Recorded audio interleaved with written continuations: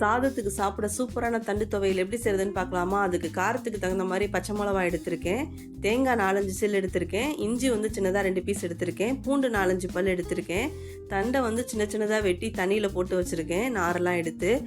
இப்போ வந்து இதுக்கு ஒரு தாளிப்பு போட்டுடலாம்.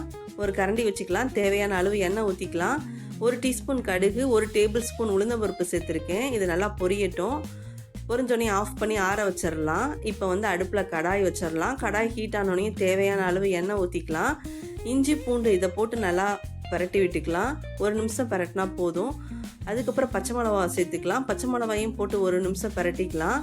அதுக்கப்புறம் வெட்டி வச்சிருக்கிற தண்டையும் போட்டு நல்லா பரட்டி விட்டுக்கலாம். தண்டு நல்லா வதங்கணும். நல்லா வதங்கினதுக்கு பிறகு ஆஃப் பண்ணி ஆற வச்சுக்கலாம். இருக்கட்டும். தண்டு இந்த அளவுக்கு நல்லா வதங்கணும். வதங்கினோடனே ஆஃப் பண்ணி ஆற வச்சிடலாம். இப்போ மீடியம் சைஸ் மிக்ஸி ஜார் எடுத்திருக்கேன். அதில் தேவையான அளவு உப்பு சேர்த்துருக்கேன். சின்ன நெல்லிக்காய் சைஸ் புளி சேர்த்துக்கலாம். தேங்காவை வந்து சின்ன சின்ன பீஸாக வெட்டி சேர்த்துக்கலாம்.